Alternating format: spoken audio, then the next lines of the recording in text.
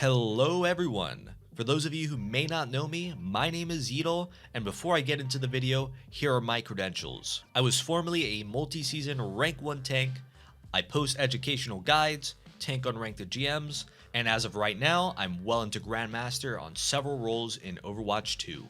The reason I'm telling you this isn't to brag, but instead to give what I'm going to say about balance a little bit more weight than the average player.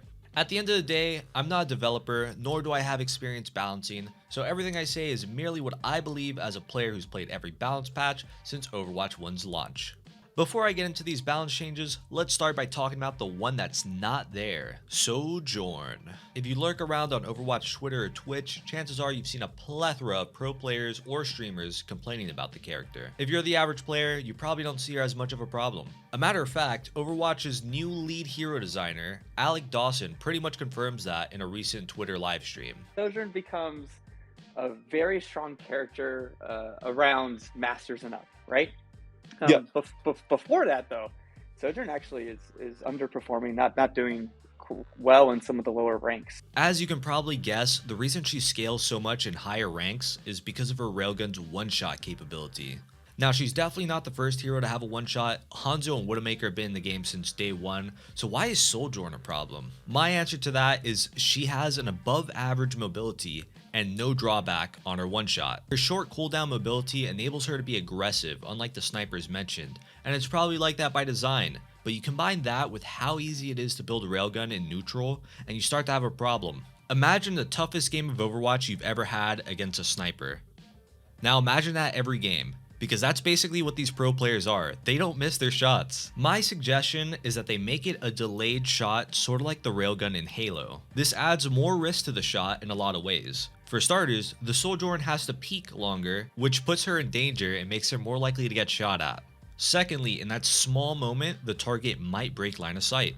And thirdly, the delay just makes the shot harder to hit. I believe this keeps her gameplay relatively the same while nerfing the pros and buffing the skill. As of right now, the balance team does not plan on doing anything for her during the mid-season patch, which I'm a bit conflicted about. On one hand, she's broken, and I hate playing against her. But on the other hand, for 99% of the player base, she's a brand new character and the current cover girl for Overwatch 2. So is it that bad that she's the strongest DPS for a season? It's a tough call, but I do think a small nerf on rail charge rate during the mid-season patch would save a lot of people's mental health. Anyways, now that we got that out of the way, let's talk about the changes that we do know are coming and why I think they missed the mark. Starting with Sombra. To sum it up, they reduced hack duration, removed spam hack in the same target, and nerfed the damage she could do on hacked targets. In my opinion, all these changes together are big enough to make Sombra not a top tier, but that doesn't mean she's fixed.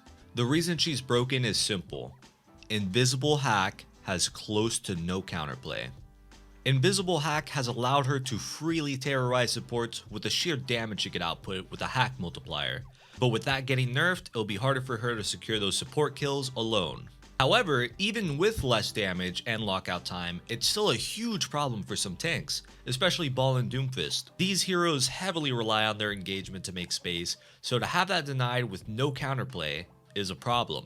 There isn't a single DPS in the game that can consistently get this value except current Sombra. Many people have suggested that Invisible Hack should have a longer cast time, and I agree. It makes not being permanently in stealth viable, while also giving these tanks the counterplay of canceling hack or scouting the Sombra before an engagement. Next on the list is Genji. They nerfed his ammo capacity and his damage. Hot take here, he kind of needed a nerf, just not like this. There's 4 things that indirectly made Genji really good since Overwatch 1. The first and most obvious, there's close to no stuns in the game to shut him down. Second, there's only one tank to mitigate his damage now. Third, Zarya is hard meta and he just so happens to be one of the best bubble targets. Fourth and final, the DPS mobility passive helps him more than any other DPS in the game. These last 2 things are what the devs should be looking to change. We'll get into nerfing Zarya later, but for now, the main one is the DPS passive. Genji is already extremely evasive. He has a small hitbox, double jump, dash, deflect. It's kinda hard to shoot that guy. So giving him a movement bonus on kill isn't just strong on his base kit, but flat out broken when talking about his ultimate. If you didn't already know this, Genji's blade already has a movement bonus. So now, every time he gets a kill, he gets his regular blade movement bonus and the kill movement bonus. It's already hard to shoot Genji, so I can't imagine the average player trying to shoot this other version of Genji juiced up on fucking G Fuel. So the solution's right there. Just remove the DPS movement speed bonus, because only some DPS get benefits from it anyways, and that's usually the close range ones. Like, Widowmaker gets a kill, what you gonna do, 80 strafe quicker? Come on. The reload makes sense, faster reload for all characters, but faster movement speed, it just doesn't work. That benefits like all the close range DPS more than anything. But anyways, I imagine that's a bigger change that they wouldn't want to do during the mid-season. I just hope that when next season comes, they decide to get rid of the DPS passive and revert these Genji nerfs. Let's talk about Zarya now. They reverted her bubble duration to what it was in Overwatch 1 and increased the cooldown by 1 second. So this one's kind of a hit or miss for me. Overall, her bubble uptime is getting reduced, so on paper, her average energy will go down. My problem with Overwatch 2 Zarya is there's no punish window until she uses both of her bubbles, and because of that, it makes her one of the hardest tanks in the game to punish. Which wouldn't be a problem if her damage sucked, but it doesn't. It's actually one of the highest in the game, so she has top tier survivability and top tier damage. You can really nerf it in either direction, but if I can make a change, I would give her a 1 second delay between personal bubbles. That way there's a moment to actually land one of the few stuns in the game, like hook, sleep, and also that way there's an actual damage window where you can safely shoot at her without worrying about refueling the tank on her flamethrower. I feel like with the changes that they made, she's still going to be top tier, but I guess we'll have to find out. Next up is D.va.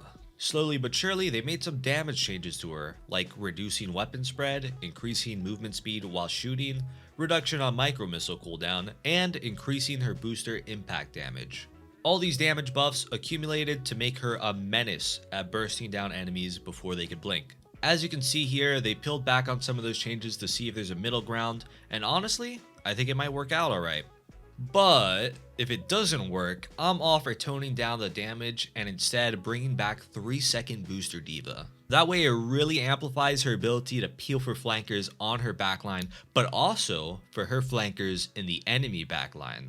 With 4-second booster, it really feels like you can only choose one of the two, which I guess there's a bit of skill in that, but the problem is D.va just has a weird spot where she's not entirely a dive tank like Winston, Doomfist, or Ball. She's more of just like this hyper peel, but then what? But she can only really do it once, and it often leaves her in a kind of bad spot.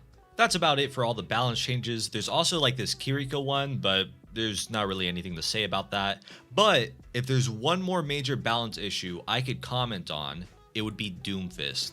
He didn't get a change, but Alec Dawson did comment on him. Doomfist in particular, I think we hear a ton about. So right now we're looking at, hey, the block and empowered punch, like is there a way that we can get more empowered punches happening throughout a match, and can that be more of his loop and being able to enable that in Doomfist? Having played Doomfist a ton during the alpha, I can say Slow Slam was a part of what made him fun. The Slow Slam did two things. It was great for peeling divers, and it gave him a good second engagement tool. Without the slow, it's just a mobility and some damage. Because of this, the only way to viably play Doomfist now is to farm power up punch, hit the stun punch, and shoot at stun targets. It's not really fun for the Doomfist player or the guy getting punched.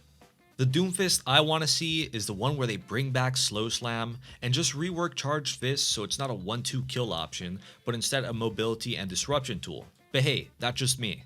I know some Doomfist players are probably scratching their head right now like, why are you going to buff and nerf him? He's like the worst tank in the game, right? And yeah, he is the worst tank in the game, but you gotta realize during this earlier build of Doomfist, the Slow Slam one, he actually was meta in Overwatch League. He was a really strong pick. And I can only guess they probably nerfed him because of that. So you gotta do a little bit of give and take here. So to that I say nerf the punchbot Doomfist and buff the options Doomfist. That just about wraps up this video. It's my first time doing something like this, so let me know if there's any changes you liked, disagreed with, or would do differently. Leave a comment, I'd love to see what you guys have to say. Thank you guys for watching, and as always, good luck on the grind.